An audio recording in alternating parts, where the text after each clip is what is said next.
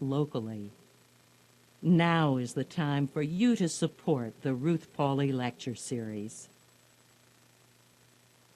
For more information, contact the Sandhills Community College Foundation Ruth Pauley Board Representative at 910-246-4131.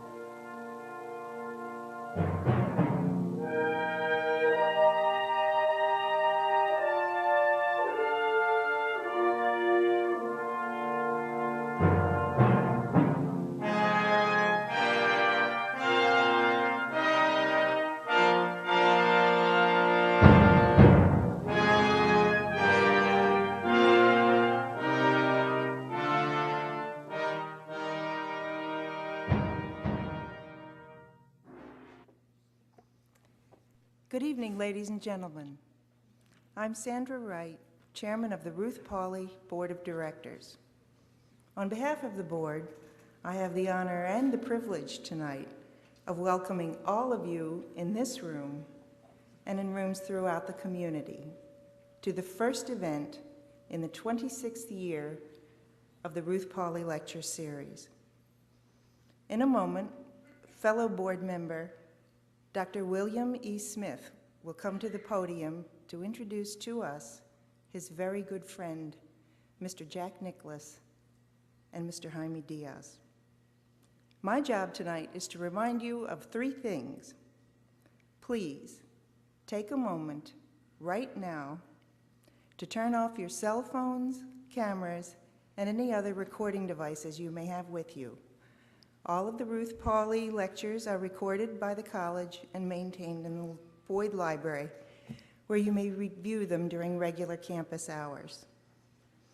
Tonight's format is roughly 45 minutes of golf conversation. Following that, Mr. Nicklaus has graciously agreed to take a few questions from you, the audience. If you make it to the microphone, please be brief, and we'll take as many questions as we can in 15 minutes. Lastly, the Ruth Pauley Lecture Series is dependent upon the community for financial support. Each of you is here tonight because you obtained a free ticket. Inevitably, however, there are expenses involved in securing our speakers.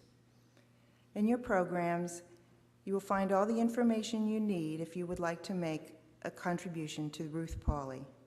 Any amount you contribute is greatly appreciated. Thank you. And now, please welcome Dr. William E. Smith.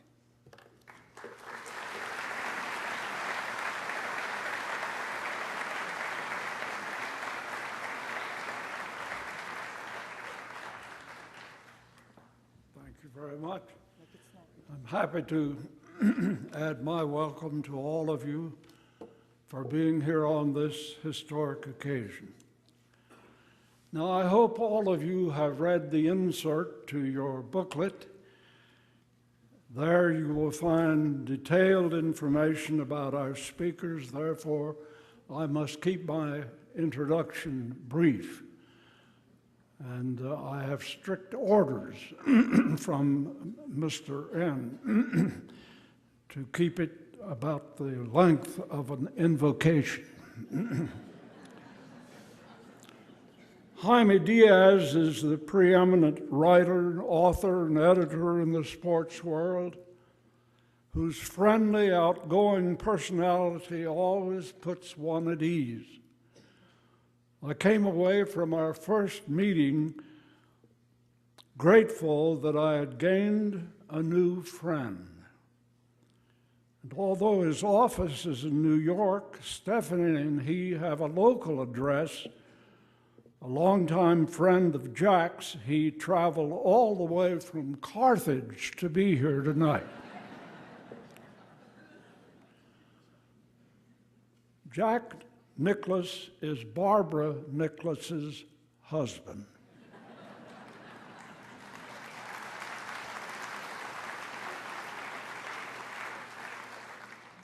Jack Nicklaus is a family man. In any list of priorities, the family always comes first. Barbara and he are the parents of 4 boys and 1 girl, all happily married, grandparents of 22 grandchildren. Jack is a compassionate man, supporting innumerable charities, and with Barbara, creating and sustaining the Nicklaus Children's Health Care Foundation, providing new life to young children who otherwise would face a bleak future. Jack is the world's most famous golfer, whose amazing record as a pro over 5 golden decades speaks for itself.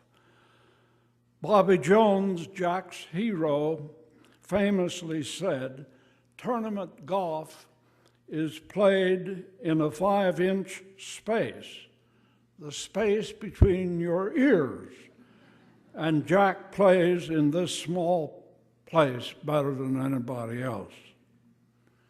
And he is an entrepreneur, designing and building breathtakingly beautiful and challenging courses all around the world, some 370 so far. He is not only a consummate designer and builder and businessman, but also an ambassador of goodwill. And so it is with deep gratitude and high anticipation that I present to you our 2 eminent speakers, Jack William Nicklaus and Jaime Diaz. That was very nice, thank you, John. Thank you.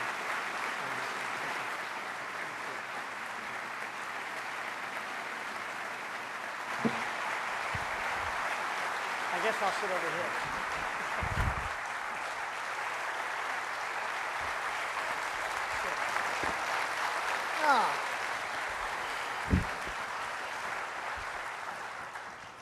Thank you, Bill. I just want to say first what an honor it is to be on stage with Jack Nicklaus. The biggest privilege of my own career has been all the moments over the years that I've been fortunate enough, either in a group session or a one-on-one, to listen to Jack talk about the game. A.J. Liebling wrote a great book called The Sweet Science about boxing, and one of the best sports books of all time. He dedicated it to the men who helped him understand the sports, the trainers, the active and retired boxers, the historians.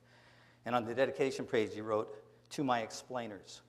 Well, in golf, Jack is the greatest explainer of all, perhaps rivaled only by his hero, Bobby Jones. I've learned more about championship golf from Jack than from anyone, and I think so has every student of the game. One of the things I've learned is how difficult it is to possess all the elements that help someone become a great champion. Every golf champion has lacked something, or as Lee Trevino said, the good Lord didn't give anybody everything. Jack is the best ever because he lacked the least. Probably a great wedge game near and around the green was his only weakness. Most of all, he lacked nothing in the mental and psychological skills needed in tournament golf and in the very important area of human character. In fact, in those areas, he is the standard. In some ways, being in Pinehurst is a homecoming for Jack. He won the 1959 North and South on Pinehurst #2, and an even fonder memory was watching his son Jackie, who attended North Carolina, win the 1985 event. Jack has often said and written that his favorite course from a design standpoint is #2. He himself designed a superb course at the National that is one of the best in the state. Finally, Jack's great friend, Dr. Bill Smith, lives here in the area at Phoenix Village, and their relationship is the real reason this evening tonight is happening. For 30 years, Bill gave the invocation at the memorial tournament. Bill and Jack became friends through Jack's wife, Barbara, who was in the congregation of Bill's church in Columbus, Ohio for 17 years. Bill is an amazing man who came here to teach at the Divinity School at Duke, and in his early days was friends with Martin Luther King, when both were doctoral students at Boston University in 1951. Bill would later stand at the foot of the Lincoln Memorial when Dr. King gave his famous "I Have a Dream" speech in 1963. Today, Bill is a very young 87, as you could see, and I wonder if we could all have a round of applause for Bill Smith.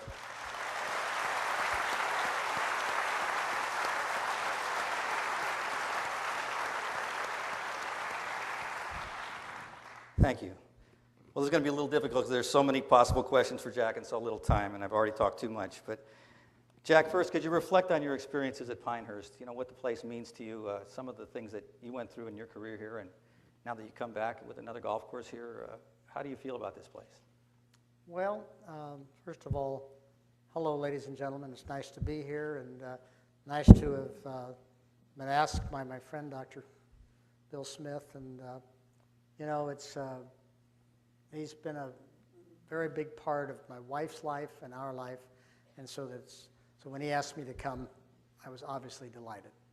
And so, but Pinehurst itself, Jaime, I first came to Pinehurst in 1959, kind of an unusual situation for me, because I was supposed to be a sophomore at Ohio State University and in school.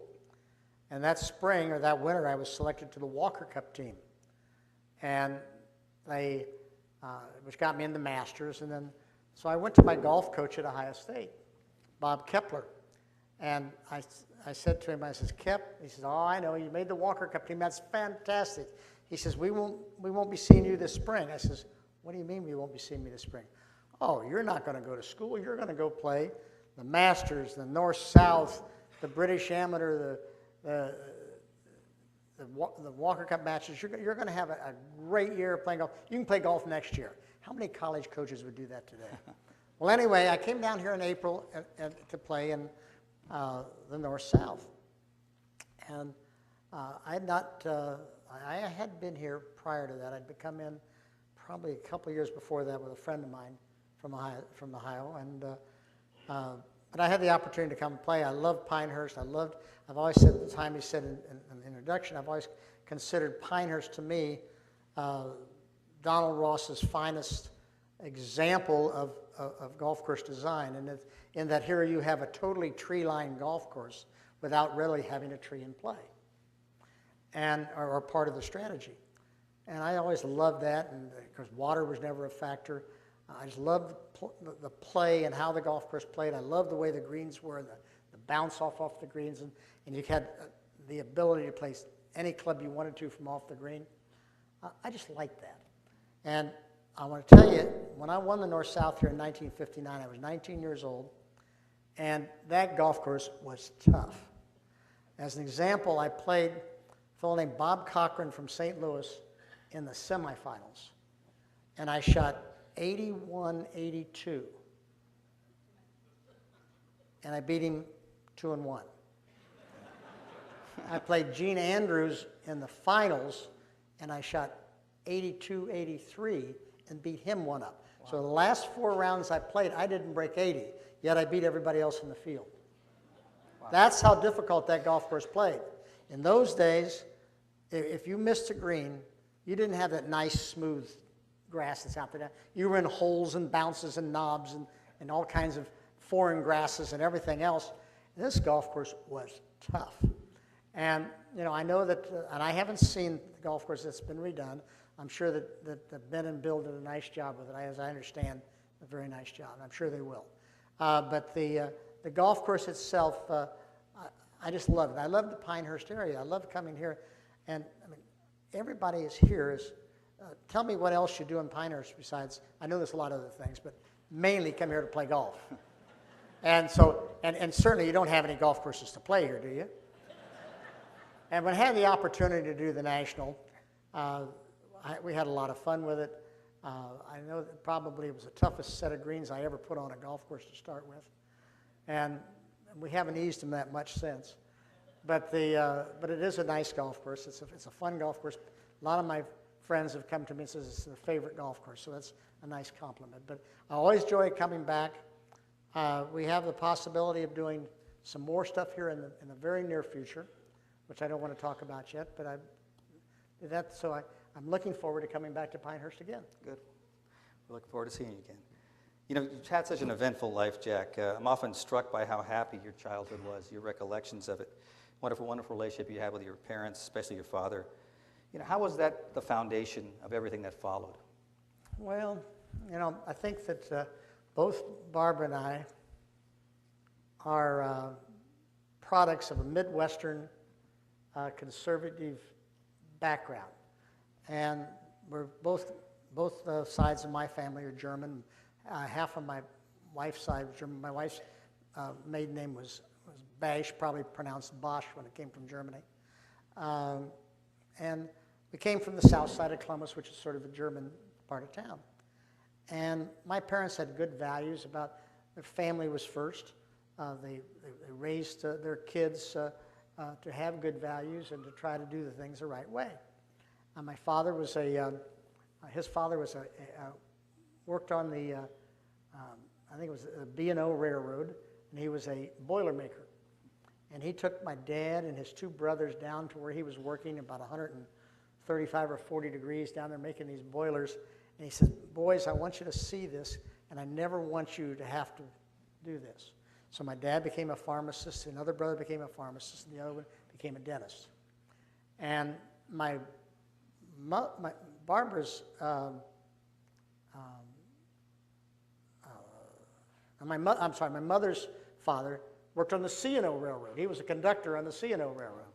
So, that was where our background came from. My family came here in the mid-1800s.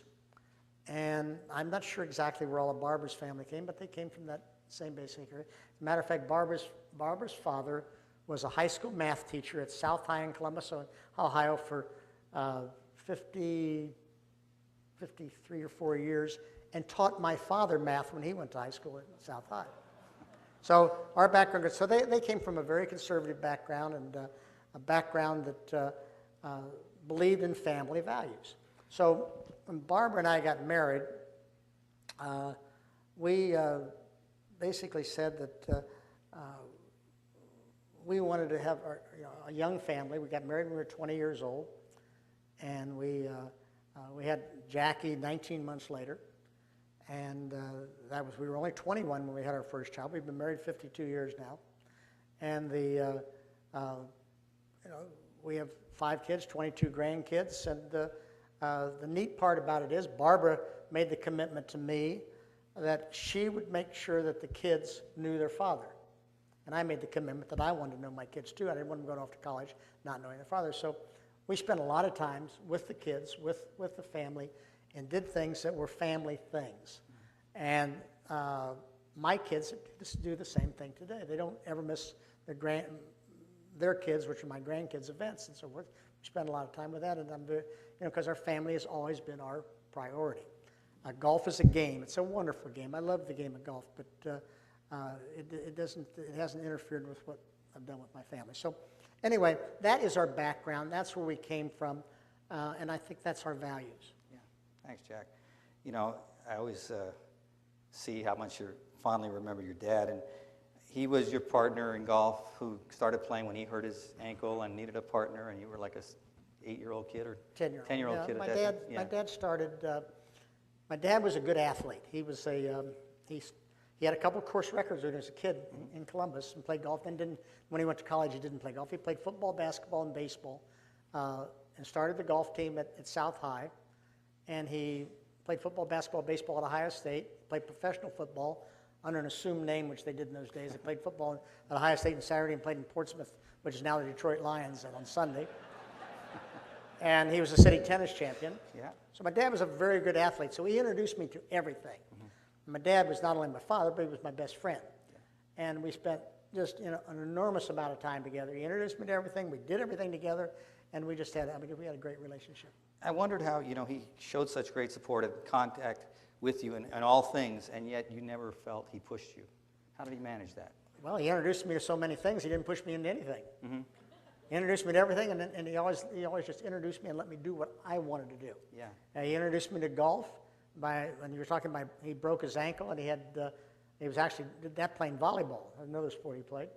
And I remember him carrying him into the house in about 1947, and I was about 7 years old at the time, and he didn't find the break in his ankle for about 2 or 3 years. They couldn't understand why it kept hurting, and finally ended up it was all arthritic and bone spurs and everything, and so they cleaned out his ankle and fused it.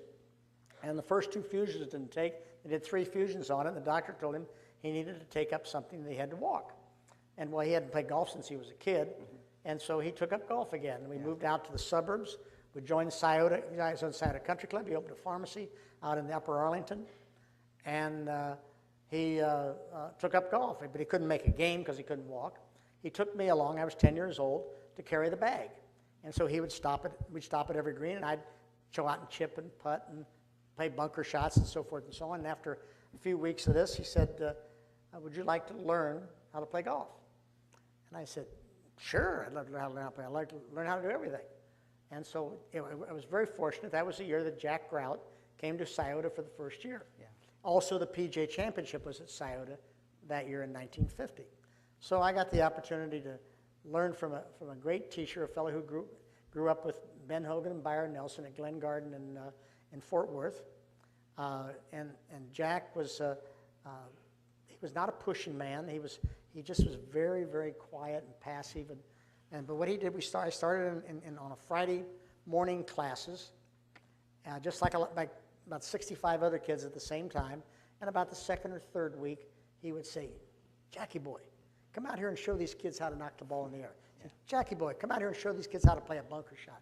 So he made an example of me and sort of, he boosted motivated you, yeah. Elevated me, and pretty soon, I would come home from the bill would come home from Scioto, and it would be for a week of 108 buckets of golf balls, and at 35 cents a bucket. And my dad said, "Do you really need to hit that many balls?" And I said, "Well, Dad, I want to be good." And he says, "Well, okay." So anyway, after about a year, Jack Grout, he saw potential, so he stopped charging me for balls. He stopped charging me for lessons. Yeah. He just became another father to me in many ways, and so we spent a lot of time together. And he was a wonderful guy, and he was my teacher until he passed away in 1989. And I remember I think maybe a couple months before he passed away, we were on the practice tee. He used to call me. And this is back when I was in my late 40s, and he said, "Jackie boy, you coming out the course today?" And I said, "Do you want me to come out to the course today, Jay Grout?" And he said, "Yeah, will you come out? Come on, let's have lunch and hit some balls." Yeah. I said, "Okay, what time would you like me out there?" He said, "Oh, come out here at 12 o'clock." I said, "Okay, I'll come out at 12 o'clock." Now, I was in my late 40s. I wasn't playing much golf, but Jay Grout wanted me at the practice tee. So we had that relationship, and we'd go out, and I'd go out and hit balls maybe for a couple hours, and we'd talk about everything in the world but golf. Mm-hmm. And finally, at the end of the session, he says, "Jackie boy," he said, "I think your right hand's a little too far under the club. Maybe you ought to move it over a little bit." I said, "Okay," and that's all he'd say. Yeah. And all the years that he taught me and worked with me, I only saw him in one. I was playing 2 or 3 times a year, but he came to a lot of golf tournaments, but not once did he ever set foot on a practice tee. Yeah. Never on a practice tee. If I wanted something, I'd walk out and I said, "Do you see something there, Jay Grout?" He says, "He's looking good to me. You just keep doing what you're doing." Or he'd say, "Your head needs to move up just a little bit." But that would be all he'd ever say to me. And because he taught me to be responsible for my own golf game. I mean, today I don't understand how these kids play.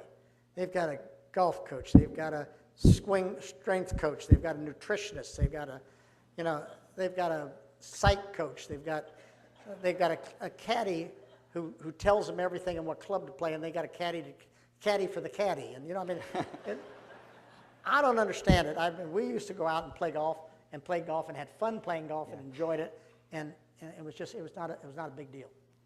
Jack, you also were a great athlete like your dad, and I wondered how playing those other sports. People may not know the story that you were a good enough football player and I know you wanted to play at Ohio State, and your dad was friends with Woody Hayes, and Woody had to kind of intervene and said, your son's got an incredible talent for golf. Don't let him mess it up getting hurt playing football. But you were good enough probably, and you were a switch hitter in baseball and a catcher and a very good basketball player. Weren't you like all conference and all state or something? Well, I was recruited at Ohio State for basketball, not golf. I mean, very gifted. But they didn't give golf scholarships. Oh, okay. So they had a method. They worked it around it, yeah. But how did playing those other sports, do you think, inform the kind of competitor you became as a golfer? Well, I always looked at other sports, and I think it's a shame what I see today. I see kids specializing in sports at 6, 7, 8 years old. It's ridiculous. Mm-hmm. Their bodies aren't developed. And I think I was very fortunate. I never was in the weight room when I was a kid. I started when I was about 40 in the weight room because that started to be the thing. But I never did that because I always played other sports. I played, I was playing football, basketball, baseball. I played a lot of tennis when I was a kid. And I played, after I turned pro, I played in a recreational basketball league until I was 40. I'd come home every Monday night and play in a basketball game. And, it was really kind of funny because the guys I played with, they always said, they always went to the other team and said, you take him out, you've got us to deal with after the game. So I never got taken out. But anyway, I think that because I played all other sports, I developed the rest of my body. Yeah. And I think that I would encourage kids today to play all sports. And golf to me was really just another game, another sport that I played until I was probably almost 20 years old. And I played all other sports through college, and they only played golf on the golf team. I played the others all intramurally, and I won the national, or I made the Walker Cup team. Then I won the national amateur that year as a sophomore in college, and I said, I must be a little better than I think I am. I really wasn't too worried about anything. And then the next year I finished second in the National Open when I was 20, and I said, gee. I competed pretty well against those guys. I mean, I maybe do all right. Not bad, yeah. And then I won the National Amateur again the next year, and I said, I really didn't have any more challenges in amateur golf. So I was selling insurance at the time, and I was making plenty of money because it was a toss-up whether I make more money playing golf or selling insurance. But I hated selling insurance. and I really liked to play golf. So it was an easy choice for me. And so when I decided to turn pro, the reason I turned pro was that the only way I wanted to be the best I could be at my sport. And the only way I could do that was to play against the best. Yeah. And the only way you're going to do that is play it professionally. Just to digress. I don't know what your question was, but it was no. It was about being a great athlete and how it turned you into a great golfer. But it's not commonly known that you actually suffered a bout of polio when you were 13 years old. That was something in the 50s that was a great Back threat. in the 50s, I remember I had I lost 20 pounds. Everybody thought I had the flu. I was 13 years old. I was a big kid when I was 13. Matter of fact, when I was 13, I was 4 inches taller than I am right now. That's absolute truth. Yeah. I've lost a little over 4 inches in height. And I was about 165 pounds, and I lost 20 pounds. And I couldn't understand. I was out, and there's some old pictures. You see a lot of pictures of me when I was very thin, about that age. And they were taking the day that my father came and got me off the golf course, and he said, we've just taken your sister to the hospital with polio, and she got it from you. Yeah. And so I went and I got tested again. The doctor said, yes, that's probably, you had it. And I was very, very fortunate because I didn't have any paralysis. And I was uncoordinated. I never forget it. I was 13 years old, and this is 3 days before this, Jaime. I played Patty Berg came to Columbus, and they used to have an event which they raised money for caddy scholarships. And I went out and played. I played 9 holes with Patty, and I was a +3 handicap at the time, and I shot 53 for 9 holes. I shanked it all the way around the golf course. I was horrible. The next day, I played in an amateur with a fellow named Alan Vleerbone. And we won the tournament. We shot 65 best ball. Alan shot 65. And the next day we took those pictures. And that's when I found out. And all I ended up with was about 2 weeks of uncoordinated for about 2 weeks. And then that's all I had. My sister, she had some paralysis, and her one leg's a little shorter than the other, but she's fine. And she's doing great. We were very, very fortunate. Very fortunate, yeah. And that was 53. 53, and the vaccine was 55 or something, I guess. I'm sorry? The vaccine was 55. Yeah, and then we took the vaccine after that, the Salk vaccine. Tell us about how Bobby Jones shaped you as a golfer and as a person.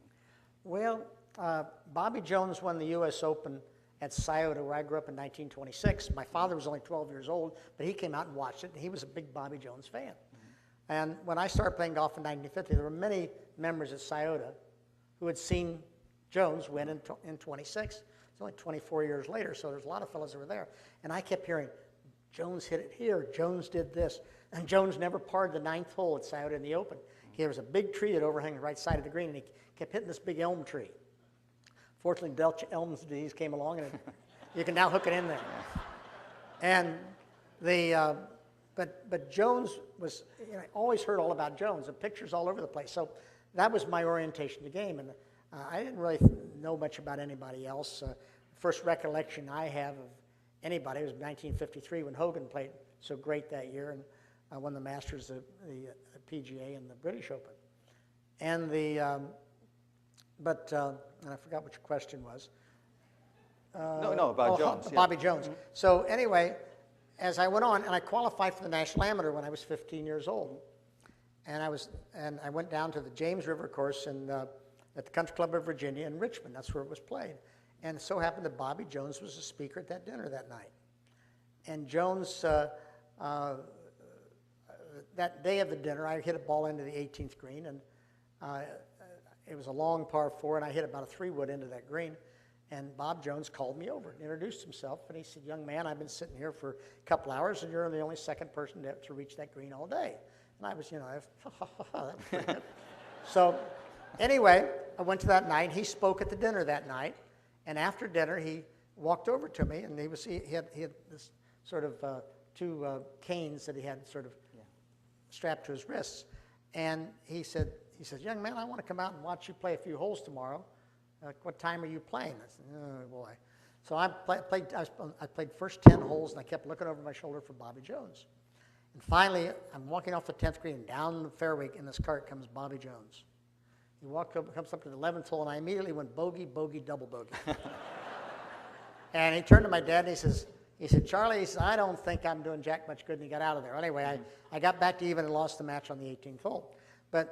So I didn't think much about that, but 2 years later, we were playing the U.S. Juniors. It was the JC Juniors. We were playing at Ohio State University golf course, and Coca-Cola was a sponsor, and Bob Jones did some work for Coca-Cola. So he came to the last round and presented me the trophy that I won when I won the tournament. So I renewed my friendship with him there. We talked a little bit, and then when I qualified for the Masters, when I was 19, there was a note in my locker. And he said, "Jack," he says, "I'd love to have you and your father come down to my cabin and talk to me, say hello." And we did that every year for a lot of years, probably 10, 12 years. And it was a relationship that I really treasured because he told me so many things about what he did when he was a kid and how he became a golfer and how he got through his 7 lean years and how he had to learn to teach himself and how he could stop running back to Sterling Maiden, who was his teacher, and how he learned to be responsible for his own game and what he did, and the problems he had during his latter years of playing, and how tough it was on his nerves and so forth.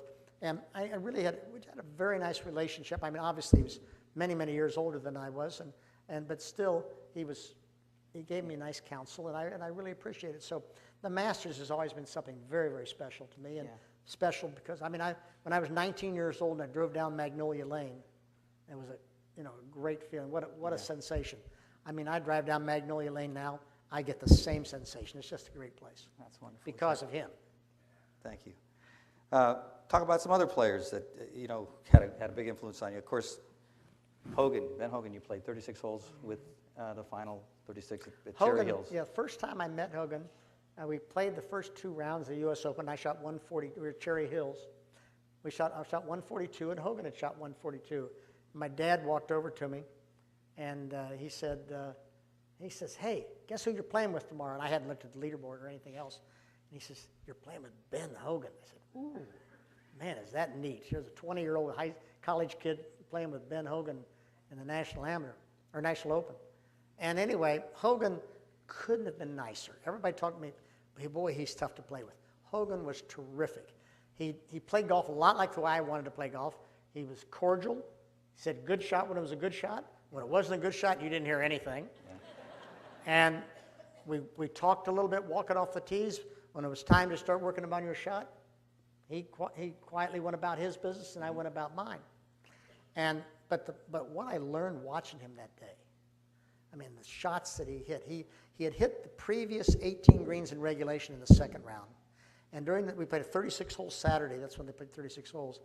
He hit the first 34 greens in regulation. So that's 52 straight greens in a U.S. Open in regulation. Unbelievable, yeah. Unbelievable. I mean, the masterful shots that he hit, the little cut shots, the little draws, the playing position, getting to the right side of the fairway. In those days, Hogan froze over the putter. And he would stand there for an eternity, even longer than I did. But he couldn't draw it back. And he 3-putted quite a few greens. Yeah. But he holed a ton of putts. So he was, they talked about how the putts that how he couldn't make putts, but well, he made a lot of putts. So he sort of balanced it out. He played very, very well until the 17th hole when he hit a pitch shot that wasn't quite far enough, about a 65-yard shot, and hit the bank, came back in the water, and he made bogey. And then he actually hit a bad shot at 18. He hooked it in the water and made triple bogey. But it was just a great time, and he paid me a great compliment when we finished. And he said that they were talking, when the press had him, he says, "Oh, Ben, sorry that happened that day." He says, "I'm sorry you didn't win." And I said, "Oh, don't worry about me." He says, "I played with a young kid today. If he'd known how to win, would have won this by 10 shots." Yeah. Which was a compliment saying that I hadn't learned how to win. Now, that tournament, I was leading, going to the last 9. I was leading with 6 holes to play. And I shot 39 the last 9 holes. I bogeyed 3 of the last 6 holes and missed 2 very, very short birdie putts.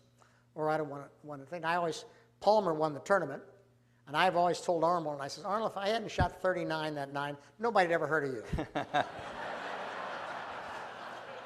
And we laugh about that, and of course, we have a lot of fun. But it was a great experience, and the nicest part about that experience is that after the next year at the Masters, which was the next major that I saw Hogan, I was in the locker room. Ben walked in, and he says, and he always called everybody fella. He says, "Hi, fella, how you doing?" I says, "I'm fine, Mr. Hogan. How you doing?" He says, "Great." He says, "You got a game?"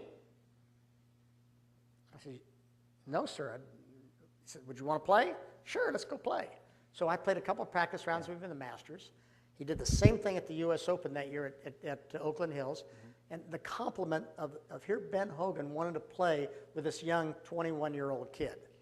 Yeah. And it was a great compliment. It was a great boost for my confidence.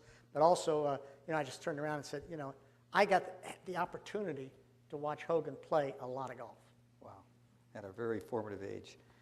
You also saw Byron Nelson give a clinic at U.S. Junior in Los Angeles. 1954, Byron gave the clinic at the USJ Juniors at LA Country Club. And I'll never forget it because it was, and Byron, I've said to Byron many times, I said, that clinic is, I remember that day. It's just one of those days when everything was right. They had just put a new irrigation system in at LA Country Club, and you could see the line of where they put this irrigation down. Mm-hmm. And he took a caddy and he moved him back on the irrigation system. He never moved a step off the irrigation system. He just kept every ball right at his feet. And he'd move back and he handled the ball right at his feet. And then he walked over to the bunker and he says, "Okay, kids, whatever you want to do, as long as you just can't place it, whatever you want to put the ball, throw it anywhere you want to in the bunker." And I remember the first one, a kid took it and threw it back up under the bank and he held the bunker shot. But it was one of the great exhibitions, and watching Byron play. I played a few times at Byron in exhibitions, never in a tournament round. Mm-hmm. But what a striker of the ball and what a gentleman. I asked Byron about that once. I said, Jack remembers a great clinic you gave in '54. I'm sure you don't. He goes, "Oh, I remember it." He goes, "That's the best I ever hit the ball." He was terrific. It was amazing, yeah. A lot of people here have a fondness for Harvey Ward, who's a North Carolinian, of course, who defeated you in 1958 at the Olympic Club at the U.S. Amateur. You played with him in the Walker Cup as teammates, became friends. There's a great story about you and that he told regarding Bernard Darwin. Maybe you can tell. Harvey was. I met Harvey when I was maybe 16 or 17 playing in the National Amateur. And Harvey won in '55 and '56. And Harvey was one of the best, probably 10 players in the world at that time. He was a terrific player. And then they had that incident with Eddie Lowry, and he and Venturi got suspended, didn't they? Harvey did. I think Venturi's kind of skirted Venturi it. just went on He turned skirted pro? it, yeah. He turned pro, that's right. Yeah, he turned pro. Mm-hmm. But anyway, Harvey lost it for a year, and then Harvey never really got it back perfect. But Harvey never lost his putting stroke during all that time, I promise you. '58, I played Harvey in the second round of the U.S. Amateur at the Olympic Club. And I really played well that day. And Harvey beat me one up. He had 22 putts. Yeah. And I kept just, "Oh, come on. You're not going to make that one, too." "Oh, no." So anyway, the next year, I'm playing my first Walker Cup matches, and we're playing at Muirfield, Scotland. I'm playing, Harvey's on the team. And Bernard Darwin was a famous British writer. He was the dean of the writers. Still is, yeah. And I'll never forget, Harvey came out one day with this sweater on. It had a big wide purple stripe and a big wide burgundy stripe, and all, right on down. Yeah. And Bernard looked at him and says, "I say there, Harvey, old boy." He says, "Perchance are those your old school colors or your own unfortunate choice?" And I'll never forget. We had a great time with that. Good one. We got to talk about Arnold. Arnold and you, so much history. And I know you just helped get his acceptance to the Congressional Gold Medal that he just won last week. He made a very eloquent speech. It's so cliche, I guess. I've got to tell the story. Please do. Okay. Oh, it's poor Arnold. Arnold doesn't hear real well, and all the speeches were out front, and they had Boehner, Pelosi, Reed, McConnell, 2 congressmen from Pennsylvania and 2 senators, one Toomey and one Udall, spoke about Arnold. And I was very honored to be asked to speak on behalf of Arnold to this group, to the assembly. It was a congressional gold medal that Arnold received. And Arnold was very passive. It was hard to, there was an echo in the room, and it was hard to hear. Mm-hmm. But Arnold was behind, and he didn't really have much response to any of the speeches. Mm-hmm. And when I got done with my speech, and I liked my speech, frankly, I thought it was pretty good. And I mean, mine couldn't have been, by comparison, it wasn't a political speech of whereas Arnold Palmer did this and whereas Arnold Palmer did this. Mine was about Arnold. And anyway, I finished the speech, and I walked over and gave Arnold a little hug, and he didn't really want much response. So Arnold got up and he did his speech, and after it was over, we were going to lunch, and I was in the elevator, Barbara and I with Kit and Arnold, and I turned to Arnold and I said, "Arnold, let me ask you a question out of curiosity. How much of those speeches did you hear?" And he said, "Wow, 0. I said, "Well, I feel bad that you didn't hear him." He says, "Well, I just couldn't hear him." I said, "Well, I'm sorry." But I said, "You really," so they said, "Well, we'll get you the tape because Arnold need to have it." And what a nice honor for Arnold to have that, and well deserved. Didn't have a hearing aid or didn't turn it on? I don't know. He couldn't hear a thing, Jaime. Wow. He said he did not hear a word. That's why I couldn't understand his response. You know the joke when you guys play together. You hit the ball and you go, "Where does it go?" And he goes, "Huh?" Yeah. So. Well, Arnold's answer to anything is, "Hey, Arnold, how you doing this morning?" "Huh?" I mean, he's been that way for a long time, but I think he just turns it down. Yeah. One time he might have turned it. He turns us out. Yeah. Well, how has Arnold mattered to you as a golfer, as a person in your life? Well, as I went in this, I'll tell a little bit of what I talked about in the speech. Was that it was 1954. I first saw Arnold, and it was at Sylvania Country Club in Toledo, Ohio. I was 14 years old, and I was playing down there. I was the only person on the golf course. It was like Tuesday before the tournament, and I couldn't. Nobody was playing practice rounds, but nobody was stupid enough to be out there except a 14-year-old. And yet there was one guy on the practice range. And I watched this guy, and I saw these forearms and these massive hands, these big, broad shoulders, and just driving the ball into the wind and so forth. And I had no idea who it was. I didn't know. Anyway, so I walked in the clubhouse, and I said, "Who in the world is that guy on the practice range? Man, is he strong." I said, "Oh, that's your defending champion, Arnold Palmer." So that was my first time. And then I said in the speech, I said, "Well, that's an Arnold Palmer I'll never forget." And then we went to 1958, and we played Dow Finsterwald Day in Athens, Ohio. Dow had won the PGA, and it was the first time I'd played with Arnold. I was an 18-year-old kid. We played that day, and Arnold shot 62. He'd made 8 birdies and an eagle and just killed the golf course. That, again, was an Arnold Palmer I'll never forget. And then we played at Oakmont, and, of course, I've said many times, Arnold always treated me great. I said I may have had to fight his arm, but I never had to fight him. He was always great to me. And there's a picture of Arnold bending over on the practice tee before the playoff, saying something to me. Well, Arnold, in those days, when you had a playoff, the winner got the gate for the playoff. I think the gate was $2,000 or something. But he asked me, turned over to me, he says, Jack, he says, would you like to split the gate today? Which was, here's, I was a young guy who hadn't won a tournament yet, and won a couple $1,000, and here was an Arnold Palmer again that I won't forget. And so I went on the speech, and I talked about, I said, I want to fast forward about 50 years. And we went to the last May in Houston, and Arnold and Gary and I played in the senior tournament down the Insperity tournament, and we played a scramble.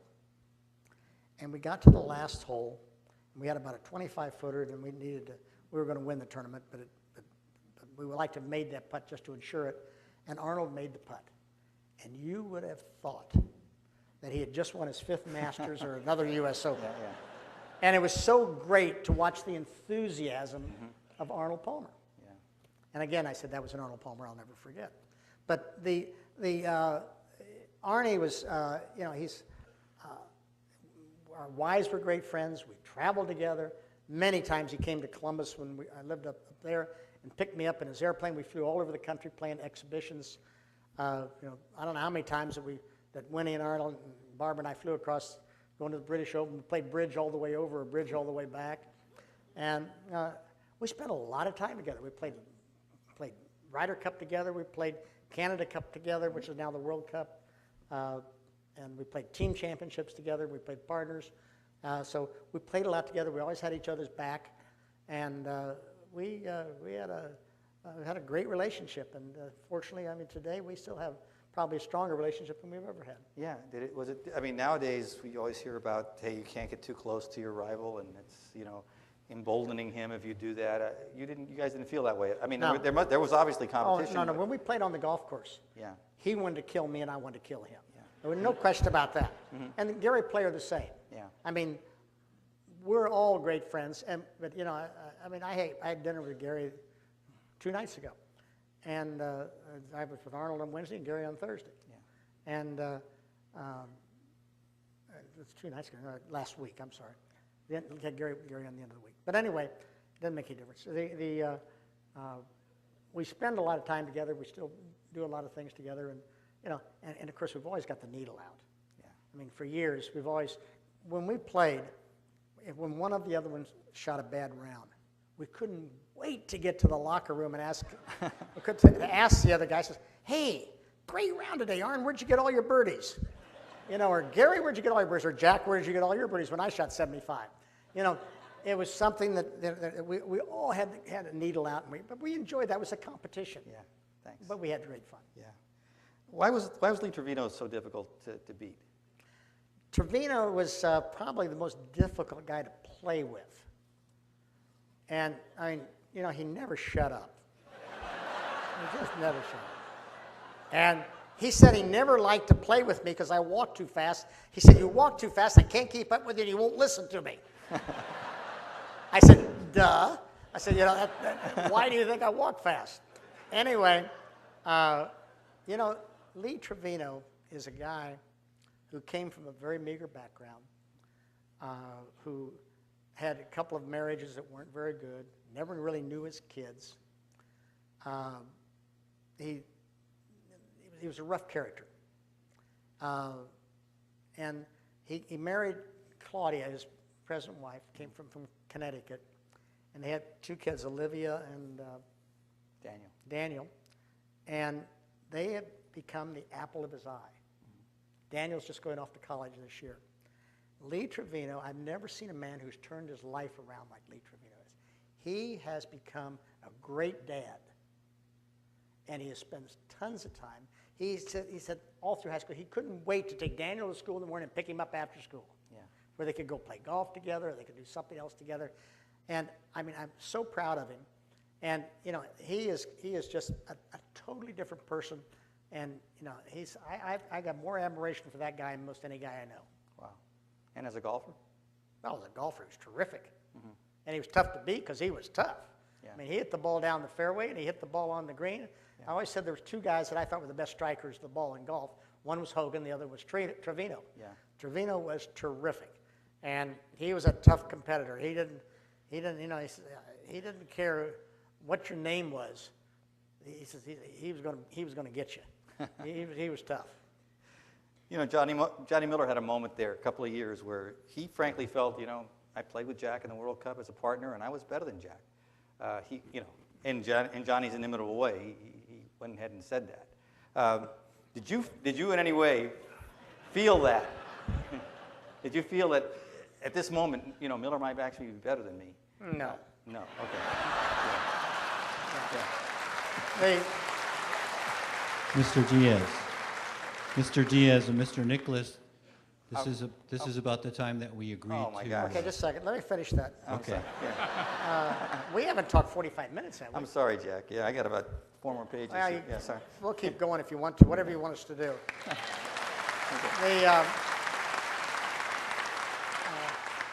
But Miller, for a short period of time, was terrific. Yeah. He may have been the best player in the world for a very short period of time. Now, does that mean that I thought he was a better player than I was? You never think that somebody else is a better player than you. If you do, then he's going to beat you. And you know, and the thing, golf's a funny game, and it doesn't really make a difference whether it's Palmer, Player, Miller, Weiskopf, Trevino, Watson. It doesn't make a difference who it is. You don't have to beat them. The only person you have to beat is yourself, because that's the only person you can control. I'm not playing against Tom Watson over here. I got 100 other some guys to worry about, or not worry about. I don't want to worry about them. I want to worry about what I do. If I don't play well, it really makes little difference what Tom Watson does or Trevino does. If I don't play, or Miller, if I don't play, so I've got to play well. I've got to make sure that I am very inside myself and control my own emotions, control my own thinking, my own mental game, and make sure that I can do the best I can do. Because when I play poorly, well, it doesn't make any difference. They all beat you. Yeah. Well said. John, we'll go a little longer, if that's okay? Sure. Okay, We'll thank you. come sir. back in 5 minutes. Okay. Okay. They're going to shut the lights off. Yeah. Close the bar. We haven't talked about Tiger, and I know it's I don't want to hit you a lot with a lot of Tiger questions, but you have said that Tiger may have had a harder road because of all this press scrutiny. It's a unique life he's led, and from a young age. What do you think that you had some of it, but in a different time, and perhaps I didn't have 100th or 1,000th of what he's had. Yeah. As I grew up, I told you, I didn't really think golf was my sport until I was old. And Trevino, who are we talking about? What's that fellow? What's his name? Tiger Woods. Yeah. Woods. That's Eldrick, what his name yeah. is. A fellow named Tiger. Yeah. Anyway, from the time Tiger was 2 or 3 years old, he was pushed into this game. I think his father did a really good job with him on teaching him how to play golf. He did a really good job because Tiger's a terrific player, and he can play golf any way that you need to play. Where a lot of guys can't. Guys can play one way. He can play any way. But he had the scrutiny of the press from the time he was a little kid. Yeah. He always had, from the time he was a little kid, he had my record of 18 on his closet door. Now, in contrast, I never really thought anything about major championships. I mean, obviously that was what my goal was, to win major championships, but I never counted them. I never paid any attention to the number. I'll never forget 1970, I walked in the press room at the British Open, and I just won the British Open. Bob Green, you remember Bob Green, AP guy, he says, nice going, Jack, that's 10 majors, only 3 more to tie Bobby Jones. Oh. I never thought Bobby Jones's record was even close to being approachable. I never even thought about it. Honest to goodness truth, I never counted them. And I counted them up, I said, oh my gosh, that is 10. How about that? And so then all of a sudden, Jones's record became something that I looked at. But I was 30 years old before I started thinking that. Yeah. Tiger's had this from the time he was 6, 7, 8 years old. He won all the junior worlds. He won... US I don't know how many juniors he won. He won 3 straight juniors. 3 juniors, and 3 he won straight US and 3 US Amateurs. I mean, he is a fantastic player. And What he'll do from this point on, I don't know. He's had a big change in his life, and he was away from the game for a while, and his ability to come back and win will largely be between those 5 inches that we have between our ears. And this year he was right there in 3 major championships, and he was nowhere on Saturday or Sunday in any of them. And some of the folks that are close to Tiger came back and said the Tiger said, "Hey, I just couldn't play. I was choking." Now, whether that's what he really said or not, I don't know. But he did not play well. Now, I don't know how he won the other tournaments he played, because he won my tournament, he won Arnold's tournament, and he won his own tournament. Different level of pressure, different level desire of for him in a major. Because his whole life has been based on major championships. But to make it, what else is in his life? As a golfer, he is fantastic.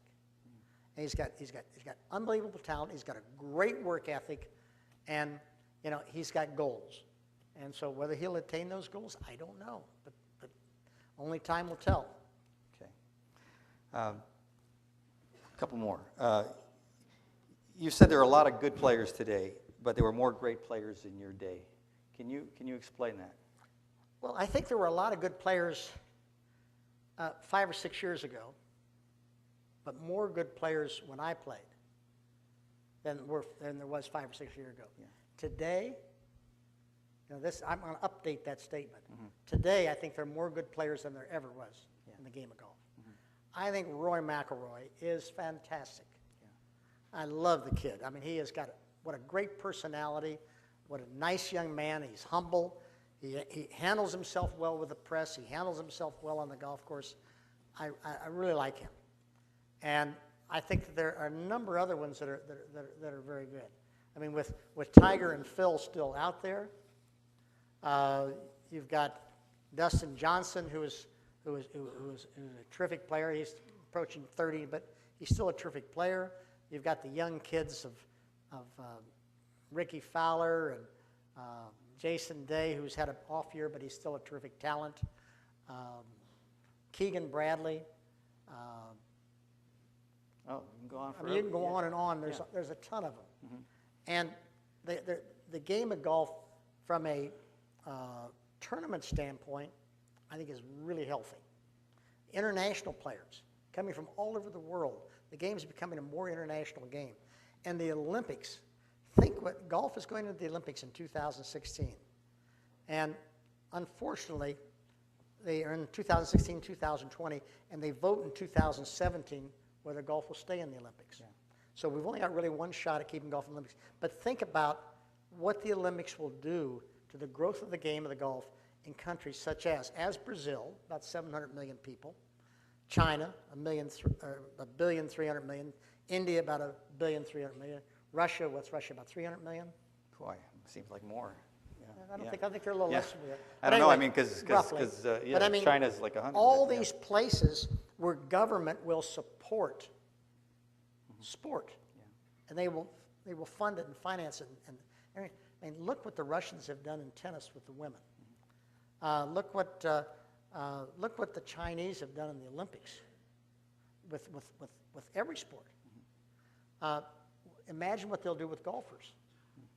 And so the game of golf will have a tremendous explosion outside the United States because of the Olympics. And if we can keep golf in the Olympics and have a good showing in 2016, then the game of golf will explode around the world. In the United States, it's not going to make a big difference. We're a mature market. Great Britain's a mature market. Japan's a pretty mature market. But the rest of the world, it's not. And so the growth of the game, the health of the game, and we have a lot of issues in the game of golf right now. And a lot of those issues, I'm getting a little off your question. No, it's okay. It's just that we run out of time. But the limits, what's happening in the game of golf, just let me sort of, and I won't have these quite right, but we had about 2005, I think we had about 20 million golfers. Today we have a little over 15 million golfers. We have lost almost 5 million golfers in the last 6-7 years.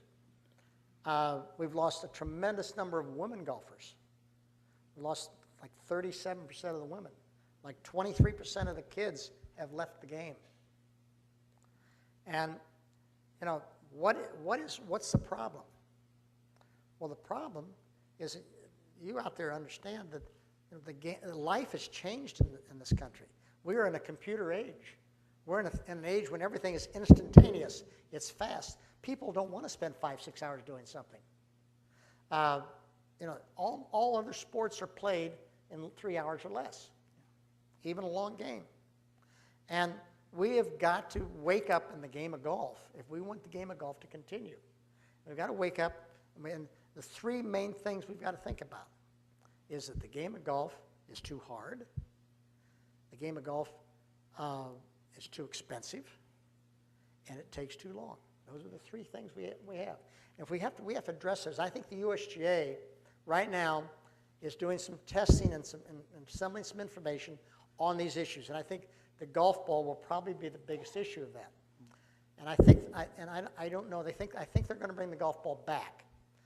And the reason they're going to bring it back is, and whatever percentage they bring it, let's use it. Let's just take out of the number. If they brought it back 20%, well, you would have 20% less maintenance costs. You'd have 20% less land, or more than 20% because you got two dimensions. You'd have how much less time it would take to play the game. All things that would improve the game for the average golfer. So the idea of bringing it back, and plus the fact that not that we're doing it, they're not doing it for the pros, they're doing it for you. They're doing it so that you can have a game that will be sustainable. And that, I forgot what I was going to say. That's pretty good. I get to be about that time of the day. But it's the game of golf. We need to grow this game. And part of the problem we have with our youngsters is that, and you see this with a lot of you out here with you have kids or your grandkids. We have all these park systems going now. And when you go to the park systems every Saturday and Sunday, what do you see? You see hundreds of kids out there playing soccer, football, basketball, baseball, lacrosse now, which is the fastest growing sport in America. You see them out there playing. Where's golf? Tennis has done a great job. They've done a great job with bringing the youth along. Where's golf? Well, they say that by the time, I don't know how this figure actually works, by the time the kids get to be 8 years old, that they have picked their sports. And if they don't start golf, if golf is not one of those sports in that time, a great number of people don't ever take the game up. Mm-hmm. So we need to get golf into that park system, get it into a team game with the kids playing with the other kids and playing together and having fun. Mm-hmm. That means we're going to have to get golf clubs that aren't going to hurt somebody, a golf ball that's not going to hurt somebody. We're going to have to be able to maybe have portable, movable greens that they can put in, play on the baseball fields when they're not playing baseball, play on the soccer fields when they're not playing soccer. But we have to think out of the box. We have to change the nature of the way the game of golf is played. Yeah. I know you're living here in Pinehurst, in the Pinehurst area. Golf is king, and it's a great retirement area. Golf is you have many levels. You can play as expensive a golf as you want here, or as inexpensive golf as you want in Pinehurst. And people say, well, what's wrong with it? What's wrong? Well, the rest of the world doesn't have that situation. The rest of the United States doesn't have this situation. So we've got to really work hard. How do we bring the kids in the game? How do we bring the women back into the game? And how do we grow this game so that when my grandkids and your grandkids and their kids play this game, it still goes. Yeah. And it's still affordable, and it's still they have access to be able to do it. You know, the 90% of 90% of the how is it? 90% of the golf played in the United States is played on a public facility. Mm-hmm. The rounds are different. The rounds are about 85 to or 70 to 75% of the rounds played Yeah, our public. Yeah. are played on public. There's more because the private courses evidently have more playing, but they're played at an average cost of less than $30 a round. And that's not that expensive. I mean, you try to go to a football game. What do you pay for a football ticket? Oof, yeah, Yeah, what do you baseball ticket? What do you pay? over $100. You pay a fortune. You can play golf relatively inexpensively. We need to make it less expensive, but we need to grow the game if we want to continue this game growing. Thanks. Last question, Jack. You have so much energy now. It seems like you're focused into contributing back. But I mean, it wasn't that long ago you left competition. You were the greatest player ever. How difficult was that transition? You seem very content now. Was there a difficult time? I don't miss golf at all. Yeah.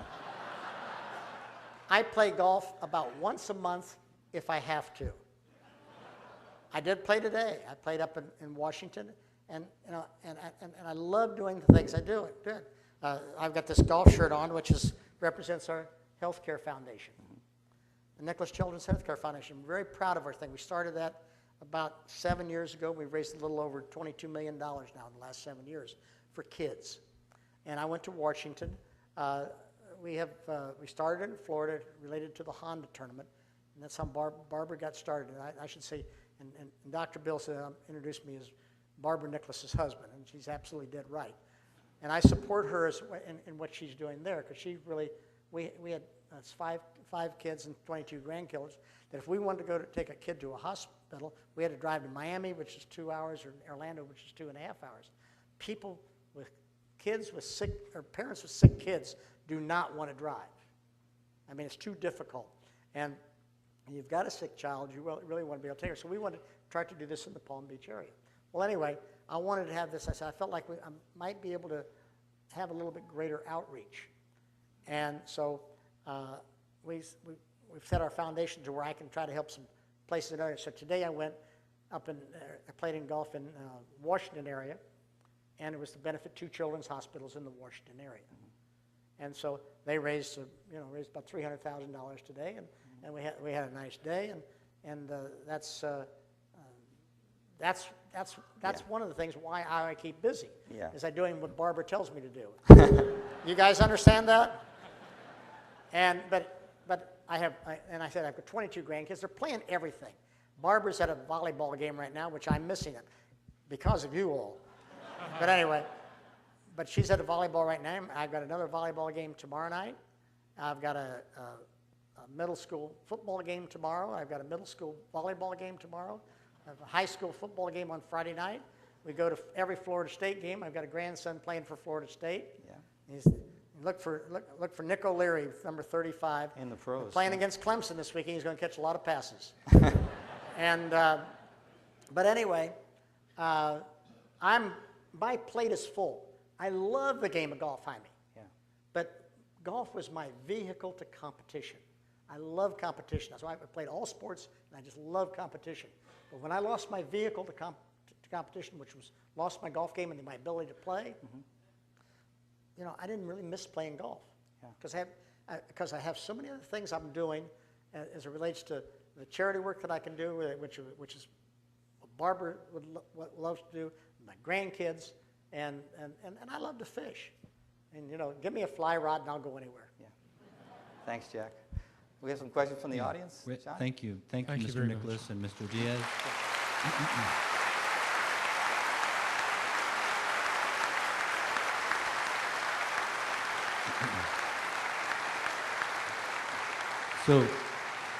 So if you have not been to a Pauley lecture, what you do if you'd like to ask a question is line up right behind me or behind Mr. Green over there. We're going to take questions for 10 or 15 minutes. 10 minutes. Unless we're overrided by the gentleman on the stage. And I will have the last question. I'll start, and then we'll alternate. We'll go 1 and 1. So okay. We appreciate very much your staying with us to answer some questions. I got it. Mr. Nicklaus, I was hoping you'd wear Carolina blue. I can't hear you. I was hoping you'd wear Carolina blue, but My Carolina. question is. Carolina Blue. Yeah. I had a son that went to Carolina. Okay. I've My question is. I'm lucky that I get to root for a lot of colleges. All right. My question is, what do you think about the Davis Love picks for the Ryder Cup? His pitch to the right, his picks. He had a lot to pick from, and he picked some pretty good players. I thought he did a great job. I think Davis's picks were really good. Is it on? Okay. I think the Ryder Cup is going to be a very competitive match this time. You've got a great European team, and I think you've got a really good U.S. team, and I think that played on American soil, the Americans will be hard to beat. Well said. Hey, Mr. Nicklaus, thank you for coming. I'm Mike Ventola. I run the turf management program here at Sandhills Community College. And first, I want to thank you for the kindness you've given to our industry and interns that have worked at your course in Miami and Ohio. In the industry, the space that my students occupy, you alluded to, is a very difficult space right now. The game is contracting. And one could say that some of the companies you've run in the last few years have been at the forefront of making golf courses longer, harder, and more expensive. I'm one of the culprits. What do you think the industry and my students can do to maybe save the game? Well, I don't think that they're going to really save the game. I think that we've got to change the nature of the game. I mean, your students, I feel strong about your students because I have 14 kids that started in my yard that are now head golf course superintendents. I'm very proud of that. They've come out of college, they've come down and interned at my house, and I've started them off and then they go and work for us and now head. So I've been heavily involved in your thing, and we work with them to try to do things the right way. Everybody wants good turf. Everybody wants it maintained properly. But there's different ways to do it. If we have less turf to maintain, obviously it costs less. So if the golf courses become shorter, there's less land, it becomes shorter. We have a lot of, I mean, here at Pinehurst, particularly at number 2 now, you have a lot of non-irrigated areas, which obviously reduces the cost. Water's got one of our big problems in the world today as it relates not only to golf but to everything. And so there's many, many things your kids can do that work on being efficient. And efficiency is basically what's going to help us more than anything. Jack, I'd like to ask you, what course did you play in Washington? What did you shoot? And did you play the senior tees? I played Creighton Farms, which is a golf course that I finished about 5 or 6 years ago. I played the senior tees. Not really senior, but they called it the members tees, but they moved them pretty far up. And I did not break 80. And that's my game. Unfortunately, it's my story, too, and I'm sticking to it. I just thought I wanted to give you a quick anecdote. In 1960 to 64, I was at Ohio State, and in a research project, I was asked to interview the best teachers in the area. And one of the teachers I interviewed was a Mr. Bosch.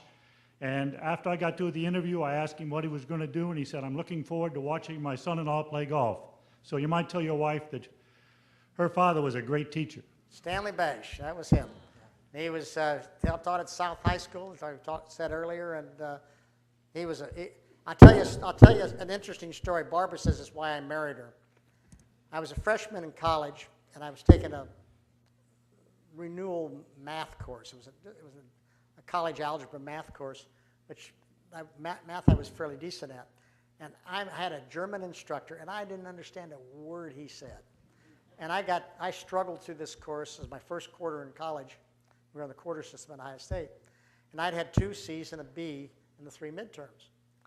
And this was ridiculous. So the night before my final, I went down and I said, "Mr. Bash, can you spend about a half an hour with me and see if we can take a whole quarter and put it together?" So he spent about a half an hour to me. I knew we were going to have about 15 questions, 15 problems of different stuff to do. Well, anyway, long story short, I got 100 on the final and A in the course thanks to Stanley Bash. So Barbara says I married her because of her father. And I think she might be right. Mr. Nicklaus, Mr. Diaz, Dr. Stone, Greetings from Southern Pines golfers, but the most important question I ask you, I saw you in 1959 when you won North and South, and you came out again and won the Hall of Fame tournament one time. I'm missing something. I'm missing what you're saying. I'm sorry. The question is, what is the best score you ever had at Pinehurst, number 2 from the back tees? Now you've changed your course now. Who's what? What was the best score that you had on Pinehurst number 2? Oh, I don't know. I won here in the Hall of Fame tournament, and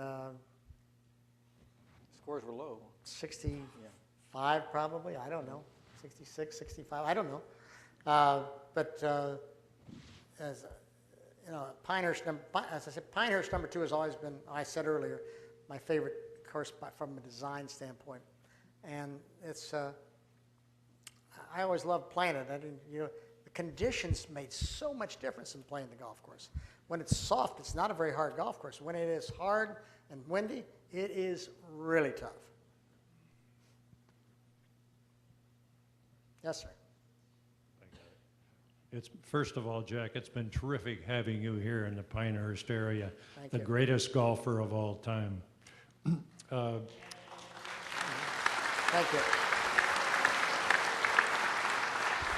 I can when you were 46, and I think maybe it was 1986, when one of your greatest wins of the 18 majors that you won was the Masters, and you were 46 years old. Before that tournament started, did you really have the belief that you could win the tournament, or did the belief develop as the tournament progressed? Well, that's a pretty good question. I did not play particularly well all spring, although I got this new putter that was about this long. And I remember the first time that I used it, I was playing down at Eagle Trace, and the wind was blowing hard, and the wind blew the putter into the ball as I was standing over it and moved it. And I'm sitting there saying, man, why would I ever want to use something like this? Well, anyway, I learned to use it, and I actually started putting pretty well in the spring. So when I got to Augusta, I'm putting pretty well. I always thought I could win, but I never really took myself that seriously after 1980. And because I didn't really work, I mean, every year I would start in January, start thinking about the Masters and start preparing for it. And as I got older, I would think about the Masters in January, but I wouldn't start preparing until the end of March. And so, but anyway, I got there, and my long game was not great. But as I got to the tournament, I went in a week before in practice, like I always did. My long game got better. I said, well, the way I'm putting, I'm going to do all right. But the first round of the tournament, I putted terribly. Went exactly the opposite. Then the second round, I hit the ball. Again, I hit it nicely, and I made a couple more putts. I shot 74, 71. The third round, I made a couple more putts, shot 69. And when I finished that night, I hadn't really done that much, but it turned out I only had 8 guys in front of me, and I was 4 shots behind. And now I honestly felt like, man, I'm excited. This was kind of fun. And I remember on Sunday morning, my son Steve called me. My son Jackie was on the bag. Steve called me, and he says, what do you think, Pops? And I said, what do you mean, Steve, what do I think? He said, what do you think it's going to take to win? And I said, Steve, I think 66 will tie, 65 will win. Number I had in mind, go shoot it. I said, okay. So I went out with a pretty positive attitude that day. And I got around, I made 1 birdie at the 6th hole, bogeyed the 7th hole, and I was not doing anything through 8, and I got to the 9th green, and I had about a 12-foot putt behind the hole. And I was a little down on myself because I hadn't been able to make any putts. And all of a sudden there was this big roar went up at the 8th green. Ballesteros had hold his 3rd shot, eagle. And he was leading the tournament. And I got back over my ball, and all of a sudden another big roar went up. And Tom Kite hold a wedge shot for an eagle. 2 of them back-to-back playing together. So it sort of relaxed me, and I turned to the gallery behind me, and I said, hey, they made a lot of noise up here. Let's see if we can make some here. I knocked it in, and the gallery went wild. It relaxed me, and I birdied 10, 11. I messed up 12, but I birdied 13 and parred 14. I got to the 15th fairway, and I was still 4 shots behind. Thanks, Jaime. I was still 4 shots behind because Ballesteros had just eagled 13. And anyway, I stand in the middle fairway, I had 212 yards to the hole, and I said to Jackie, I said, how far do you think a 3 will go here, Jackie? And I don't mean club. And he says, I think it'll go a long way, Dad. So I hit this 4-iron, and it was a really pretty shot, and hit it up about 12 feet to the left of the hole. And of course, I made the putt. And now I'm excited. And I go to the 16th tee. Now I believe I can win, which is the question you asked me. And I hit a 5-iron at 175 yards, had just a slight wind in our face. And I hit the 5-iron, and then I did probably the cockiest thing I've ever done in my life. Jackie hit the balls in the air, and Jackie says, be right. And I just reached down, picked up my tee, and I said, it is. And I was right, because I had a good feel, and the ball was headed right at the pin and almost went in the hole. Now I'm really excited. Now, but I know Ballesteros is still ahead of me. And I walked over in the 17th tee, and I'm getting ready to hit, and all of a sudden, and I'm almost up to the ball, and all of a sudden this half cheer, half groan comes from the 15th hole. I knew exactly what happened. I knew Ballesteros knocked it in the water. And so I hate when a fella has a misfortune. I really do. I mean, I'd much rather win something with my own good efforts than somebody else making a mistake. I think that's always the right way to do something.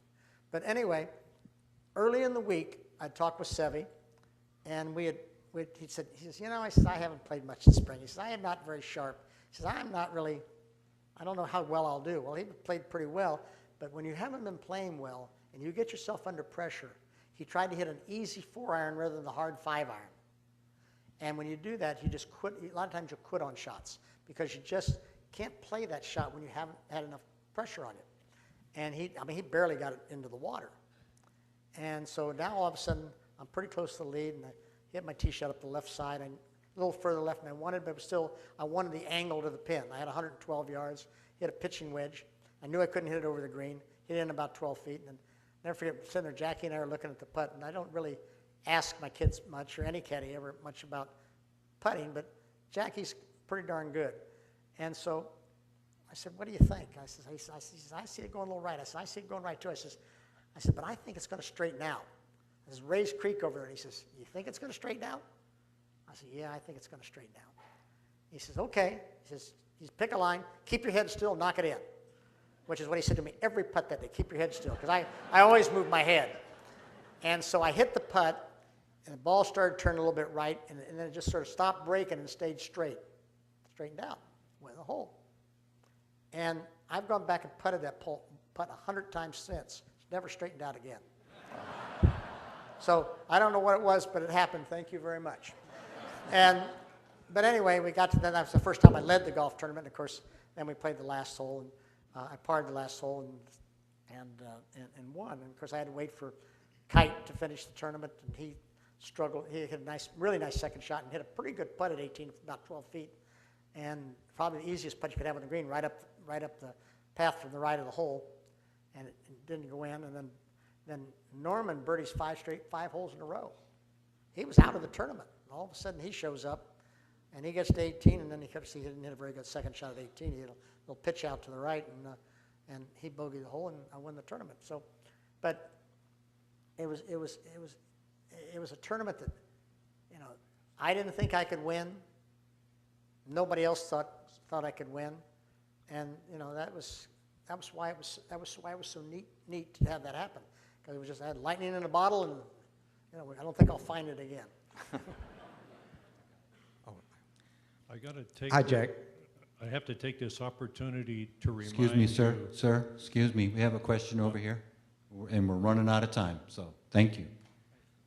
Hi, Jack. Thanks for being here tonight. I was fortunate in my life. I've met Arnold Palmer and Gary Player, so this finishes my trifecta on the big three. Thank you very much. You mentioned earlier about today's players and all of the entourage of coaches and psych guys and everything. And one thing I wondered is a lot of them, you know, especially Tiger, have like on a couple of occasions rebuilt their swing from scratch. Over the course of your long career, what did you do to your swing? Rebuild it every morning.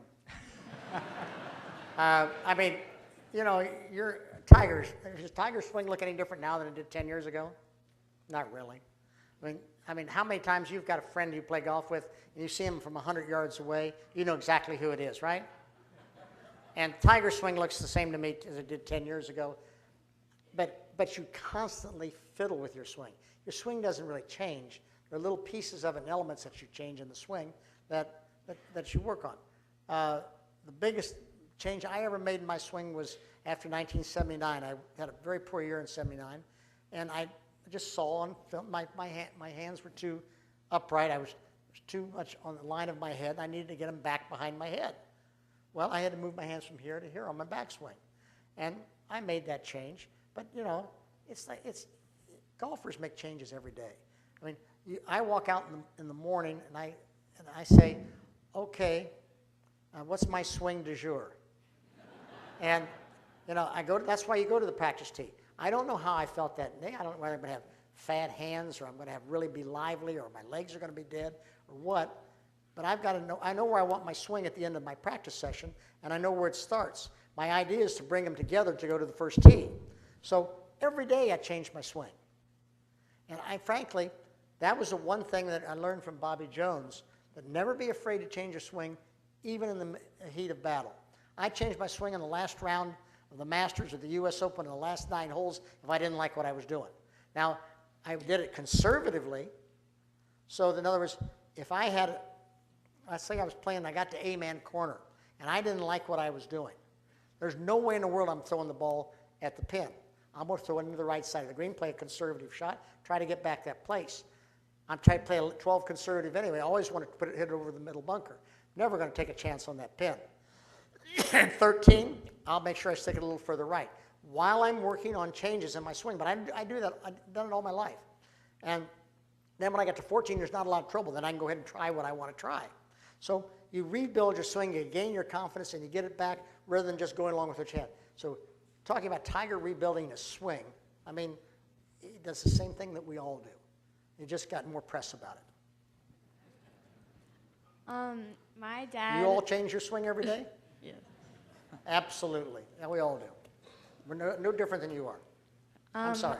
My dad's a director of golf at National, and I play there about every day. And I was wondering what you think about when you are designing a course. And I'm here with some members of the Union Pines Girls High School golf team. We were wondering if we could get a picture with you after this.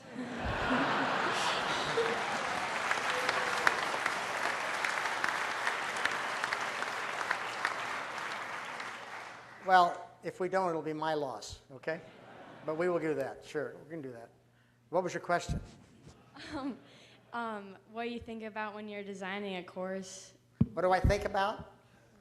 Well, there's a lot of things you think about, but one of the things you think about, who's going to play the golf course? Most golf courses have an owner one way or the other, whether it's a municipality or it's a private person or it's a hotel or whatever it is. They have an objective of what they want to accomplish with that golf course. And that's my job as a designer, to do what they want to try to make that work. And so, but you try to utilize it. Any golf course that I try to do, I try to utilize the land to the best of its ability. We talk about these guys that are minimalists today. I mean, that's the biggest joke I've ever heard. I mean, those guys that are minimalists move far more dirt than I've moved 99% of the courses I've done. But, you know, they call it minimalist, but it's crazy. You do what you have to do. You try to use the land the best of your ability, try to make holes work without moving dirt, and then you move what you need to move to tweak it to make it work. And, you know, but you're always trying to figure out if I'm playing, some courses I might, because if it's a public facility or it's a resort facility, I'll make the greens a little larger, I'll make them a little more forgiving, a lot easier to get the ball into it. I always want to make sure I have bailouts for people, the average golfer, the 18 handicap playing or 20 handicap or whatever it might be. I want to make sure that there's ways to play it. Private club, I have a little bit more spice in the greens probably because the same people are playing it all the time and they get used to it and they get bored with a flat green. Those of you who play at National probably don't get bored. But you understand what I'm trying to say. You try to create what you're trying to create. And the fun of doing a golf course for me is taking a piece of ground, a raw piece of ground, and I call it unlocking the ground, finding where that golf course is. And what can I do with that piece of ground to make it work efficiently to produce good golf? There's something I learned many, many years ago in wanting to do a golf course. I did an outing, and this outing we had, I did not play golf. I don't remember why, but I didn't play golf. I gave a clinic in the morning. These golfers went out. They had 10 pros were there to play with them. And the clubhouse was beautiful. The grounds were magnificently taken care of. The clubhouse set on a hill. You looked out over big trees outside, a big lake outside. It was just beautiful. A great service in the clubhouse, great food, whatever, everything was there. And I walked in, the golfers, the amateurs walked off the golf course. Man, what a great day. I had more fun. It's the best day I've ever had in my life, best day of golf I've ever had. All 10 pros walked off the golf course and said, that may be the worst golf course I've ever seen. Okay, now what did that mean? That meant that the average golfer goes out to have fun with their friends. They want to be taken care of. They want to enjoy their day. They don't really probably understand what a good golf shot is because they can't hit it anyway.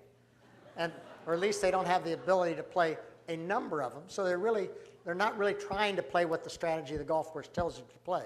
So they're really out to have a good time, have fun, and be taken care of. But the pro now, he gets out and he starts taking about the golf course. Is that fair? Is that green really tucked in there properly? Is the shot that I have to play a fair, equal shot? So it made sense to me that, okay, so what am I going to try to accomplish? What I want to do is I want to make a golf course as aesthetically pleasing as I possibly can, to make it as much fun as I can and make it as nice a condition as I can. I'll take care of the average golfer very well that way. And then if I can put good golf shots in it, then I take care of everybody. So that's basically the philosophy that I try to do. And there's a lap over there somewhere between where the average golfer who doesn't know and the good player the approach is what the pro is. I mean, there's a lot of 15 handicap golfers who understand the game of golf. So you want to make sure that they have good golf shots as well as having an aesthetically pleasing place to play. So that's what I try to do. Ladies and gentlemen, I've been getting a signal from the Reverend Smith in the doorway. We are a half hour over. Please accept my most sincere apology for those of you that have been standing here, but I don't want the Reverend Smith to get angry with me because he has a direct line. We'll take one more question and we're done. The last question then comes from Golf World's Facebook page. You may be aware that this has been streamed to Golf Digest and the Nicklaus Corporation Live, and that question is, if you could replay one round, which one would it be, and what would you do differently? And please, again, I apologize for those of you that were waiting. Say that again? Where did that come from? From Golf World's Facebook page. The guy's name is there, I think. It's not on here. What? You know his name? It's from somebody out in the ether who has been watching this. Somebody out in the what? It's out there on the internet watching this. Really? Yeah, and they have a question. And, yeah. Gosh. If I had one round I want to take back, well, I don't really want to take any of mine back. I'd like to take some other guys back.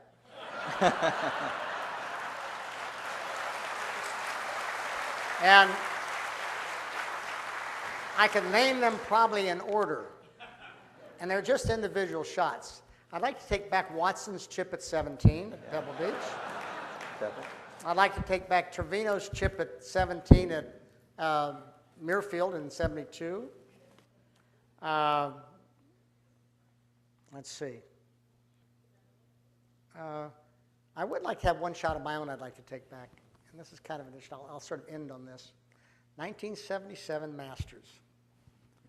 I'm in the center of the fairway at 156 yards to the hole. Tom and I were tied. I'm getting ready to hit my second shot. He's on 17, I'm on 18. Tom birdies 17. I've got a 6-iron in my hand, ready to walk up to the ball. The pin's in the front left. I'm going to play it in the middle of the green, past the pin, try to hit it in the slope, bring it back, give myself a 12, 15-foot putt to take a chance to try to win the golf tournament. Tom birdies the hole. All of a sudden, it's the only time in my life that I could not regroup, could not change my strategy, or I could not think about what I should do. I changed and said, instead of taking the same club, playing the same shot, giving myself a chance for birdie, and whether Watson would bogey the hole or not, I didn't do that. Like an idiot, I took the club, tried to take that club and stuff it into the front left pin position, hit it fat, put it in the bunker, and allowed Watson to play the 18th hole any way he wanted. So that's something, and I got done with that. I says, why did you do that? I said, after all these years, you haven't learned yet? But anyway, that's sort of the answer to your question. There's odd shots here and there that you would take back. But you learn from those things, and even when I was 37 years old, I could still learn. I mean, early in my career, I played at Cherry Hills, and I think that probably I didn't talk about this earlier, did I? I don't think so, no. I probably talked about it yesterday. When you play with Hogan, yeah. Yeah, but anyway, we were playing at Cherry Hills, and I talked about playing with Hogan, and I didn't win the tournament. I shot 39 the last 9 holes. Oh, I did talk about it. I said Arnold, never heard of Arnold before. But anyway, that I think was a great lesson for me, because if I had won that tournament at 20 years old, and I was not a complete golfer at that time, I may not have gotten any better. Because of what forced me to get better. And the same thing happened at Lytham in 1963. I thought I had a 2-shot lead. And on the 17th hole, I had 212 yards to the hole, and the pin was in the back of the green. And I said, Jimmy, it's a 2-iron. He says, no. He says, I don't think you need a 2-iron. He says, you don't need to get back to the hole. He says, all you need is put it on the green.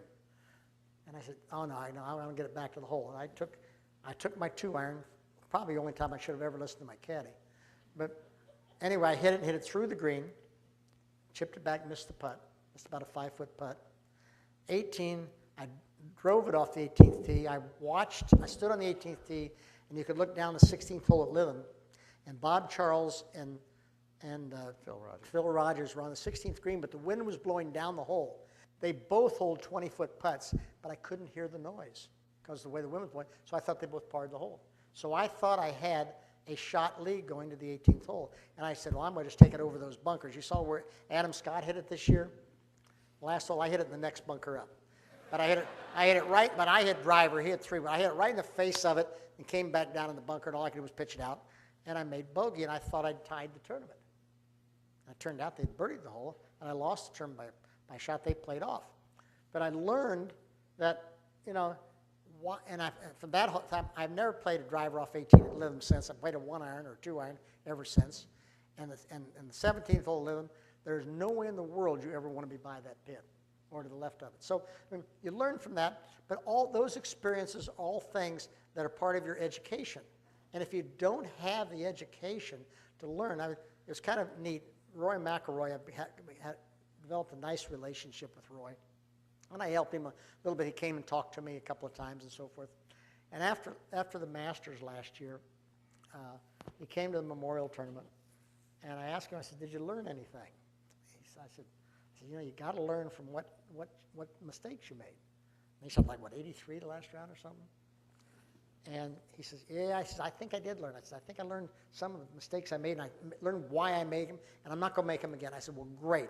Well, then you apply that to Congressional when you go. Well, you win by what? 8 shots. He obviously learned pretty well. And so I dropped him a note after that, and I said, Roy, I said, you obviously learned very well from what you did at Augusta.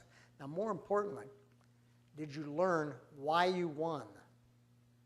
And I says, apply why you didn't win at Augusta and why you won it at the U.S. Open. I says, you'll be obviously a much better golfer. And so, you learn from your mistakes, but you also learn from the good things you do. And it's, but golf is the toughest game in the world, folks. You all know that. And you every time you play a round, you come in, you cut your wrists, and somebody says, you want to play tomorrow, and you say, what time, So we all do that. We've done it all our lives. It's a great game. It's great fun. And by gosh, I hope you all continue to play it forever. And thank you so much for having us here. Jaime, thanks so much. I appreciate all your help. And thank you for having us here. Thank you very much. hand. Thank you. You gave him everything. Thank you. Thank you so much.